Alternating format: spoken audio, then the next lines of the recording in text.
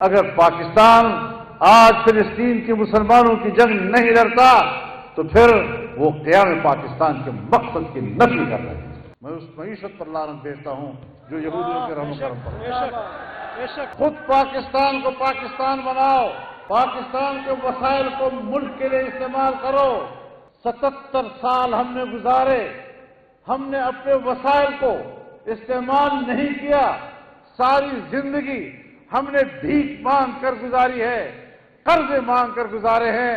جب 77 سال تم نے پاکستان کو پاکستان نہیں سمجھا، پاکستان کے وسائل کو اپنے لیے استعمال نہیں کیا قوم، تو پھر سمجھ لو کہ تمہارا دماغ، تمہارا دل اندر سے آج جو غلامانہ ہے، اور تم کل جو غلام تھے تم آج جو غلامی کر رہے ہو۔ ہمارے ملک میں ایسے ایسے فلاسفر وجود پاتے ہیں، ایسے ایسے فلاسفر اٹھتے ہیں، صاحب ہم نے تو ملک کو چلانا ہے، 25 کروڑ آبادی کی معیشت کا مسئلہ ہے، جب تک ہم یہود کے ساتھ، اسرائیل کے ساتھ تعلقات بہتر نہیں کریں گے، پاکستان کی معیشت کیسے چلے گی؟ پاکستان کی معیشت کیسے چلے گی؟ یہ سنی سنائی بات نہیں کر رہا ہوں آپ سے، کیا بات؟ یہ کوئی ایسی بات نہیں کر رہا ہوں کہ سیاسی دنیا میں خبریں چلتی ہیں میرے کان تک بھی کوئی بات پہنچ گئی۔ یہ وہ باتیں میں آپ سے کہہ رہا ہوں جو یہ طبقہ براہ راست مجھ سے کہہ چکا ہے، اللہ براہ راست مجھ سے کہہ چکا ہے۔ اور جب یہ حالات پیدا ہوئے، ٹی وی پر یہ لوگ آ کر فلسفے جھاڑتے تھے، فلسفے بگاڑتے تھے، پھر ہمیں سیمینار بھی کرنے پڑے، کراچی میں ملین مارچ بھی کرنا پڑا، اور اللہ کے فضل سے ہم نے ان کا ایسا منہ بند کیا کہ انشاءاللہ پھر دوبارہ یہ منہ نہیں کھول سکے گا۔ کیا بات، ماشاءاللہ۔ اور میں آج بھی حکمرانوں کو کہنا چاہتا ہوں، ہمارے ملک کی حکومت عجیب ہے، پھٹی ہوئی قمیص ہے۔ پی ڈی ایم حکومت کر رہی ہے، صدر اپوزیشن میں ہے۔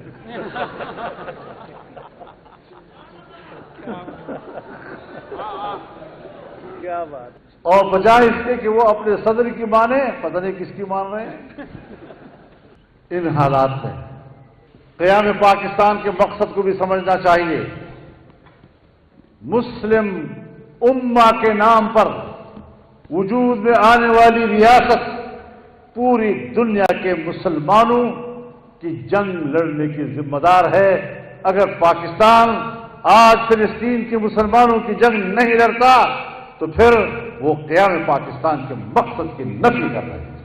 پھر مسلم لیگ حکومت کرے، لیکن میں اس مسلم لیگ کو کہنا چاہوں گا کہ آپ ہی تو ہیں جو قائد اعظم محمد علی جناح کے موقف کو جھٹلا رہے ہیں۔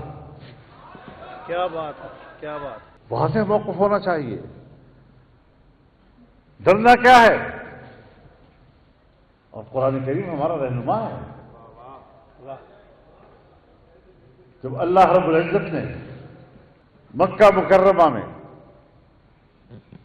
مشرکین کے داخلے پر پابندی لگا دی، یا ایھا الذین آمنوا انما المشرکون نجس فلا یقربوا المسجد الحرام بعد عامهم ھذا، تو سوال پیدا ہوا یا نہیں کہ یہ تو تجارتی مرکز ہے، یہاں تو دنیا کا مال آتا ہے، کیا بات، یہاں خرید و فروخت ہوتی ہے، یہاں کی معیشت متاثر ہو جائے گی۔ تو اللہ رب العزت نے کیا فرمایا؟ وَإِنْ خِفْتُمْ عَيْلَةً فَسَوْفَ يُغْنِيكُمُ اللَّهُ مِنْ فَضْلِهِ إِنْ شَاءَ۔ واہ واہ واہ، کیا بات، کیا بات۔ اگر تمہیں بھوک پیاس کا خطرہ ہو جائے، تجارتی نقصان ہو جائے گا، معاشی بربادی ہو جائے گی، تو ہمارے فلسفی لوگ پھر اپنا فلسفہ بگاڑتے ہیں، یہ مولوی صاحبان ستی سے باتیں کرتے ہیں، ان کو کیا پتا ہے حالات کا، دنیا کے حالات یہ آج کی باتیں نہیں ہیں، یہ اس وقت مکہ میں بھی ہوئی، لیکن اللہ نے فرمایا ان اللہ علیم۔ تم کیا مجھے سمجھاؤ گے؟ میں خود جانتا ہوں۔ پھر فلسفے، سب اس کی ذرا حکمت عملی دیکھیے، حکمت عملی کے لحاظ سے، عقلی لحاظ سے ہمیں سوچنا چاہیے، گہرائی کے ساتھ سوچنا چاہیے۔ یہ لوگ تو سادے لوگ ہیں، سادی گفتگو کرتے ہیں۔ اللہ نے کہا انی علیم حکیم، وہ حکمت والا بھی تو میں ہوں، ماشاء اللہ، تم سے زیادہ حکمت جانتا ہوں، میں ہی تو علیم ہوں، میں ہی تو حکیم ہوں۔ تو اللہ تعالیٰ کا علم اور اللہ تعالیٰ کی حکمت اس وقت بھی یہی تھی کہ اس کے حکم کو مانو اور اس خطے پر غیر مسلموں کا داخلہ بند کر دو۔ کیا بات، اور اگر رسول اللہ صلی اللہ علیہ وسلم نے ان کو جزیرۃ العرب سے نکالا تو ہمیں کبھی اس خوف میں مبتلا نہیں ہونا چاہیے کہ پھر اس کا تو ہمیں معاشی نقصان ہوگا۔ کیا بات، میں اس معیشت پر لعنت بھیجتا ہوں جو یہودیوں کے رحم و کرم پر ہے۔ بے شک، بے شک، بے شک، بے شک، خود پاکستان کو پاکستان بناؤ، خود پاکستان کو پاکستان بناؤ، پاکستان کے وسائل کو ملک کے لیے استعمال کرو، اپنے وسائل کو ملک کے لیے استعمال کرو۔ 77 سال ہم نے گزارے، ہم نے اپنے وسائل کو استعمال نہیں کیا، ساری زندگی ہم نے بھیک مانگ کر گزاری ہے، قرضے مانگ کر گزارے ہیں۔ جب 77 سال تم نے پاکستان کو پاکستان نہیں سمجھا، پاکستان کے وسائل کو اپنے لیے استعمال نہیں کیا قوم، تو پھر سمجھ لو کہ تمہارا دماغ، تمہارا دل اندر سے آج جو غلامانہ ہے، اور تم کل جو غلام تھے تم آج جو غلامی کر رہے ہو۔ میں یہ بات کئی اجتماعات میں کر چکا ہوں اور آج پھر یاد دلانا چاہتا ہوں آپ کو کہ جنرل مشرف صاحب کے ساتھ ایک میٹنگ تھی۔ مجھے کہتا ہے آپ امریکہ کے خلاف جلوس جلسے نکال رہے ہیں، ہم امریکہ کی غلامی نہیں مانتے۔ مولانا صاحب مان لو ہم امریکہ کے غلام ہیں، یہ آج بھی چیز کہہ رہا ہے مجھے، مان لو۔ میری بات سن لو، میری بات سن لو۔ کہتے ہیں مان لو ہم غلام ہیں، آپ کیا یہ کہتے ہیں غلامی نہیں مانتے؟ میں نے کہا اس میں کوئی شک نہیں ہے کہ ہم غلام ہیں، میں بھی مانتا ہوں ہم غلام ہیں، آپ بھی کہتے ہیں ہم غلام ہیں، غلامی کو مانتا ہوں، لیکن ایک طبقہ وہ ہے جو غلامی کو قبول کر کے اس کے سامنے سرنگوں ہو جاتا ہے، اور ایک طبقہ وہ ہے جو غلامی کے سامنے ڈٹ جاتا ہے، سر اٹھا کے چلتا ہے، گردن کٹوا دیتا ہے، لیکن اس کے سامنے جھکنے کے لیے تیار نہیں ہوتا۔ نعرہ تکبیر، شہیدنا شہیدنا۔ تو میں نے کہا جنرل صاحب یہاں پر بات تقسیم ہو جاتی ہے، ایک آپ ہیں اور ایک آپ کے اکابر کی تاریخ، ایک میں ہوں اور ایک میرے اکابر کی تاریخ۔ تجھے اپنے آبا و اجداد کی تاریخ مبارک، مجھے اپنے آبا و اجداد کی تاریخ مبارک۔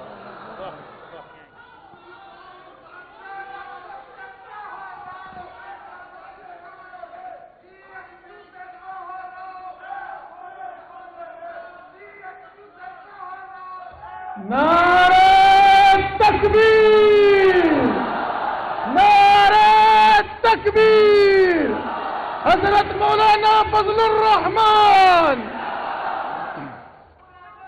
تو میرے محترم دوستو،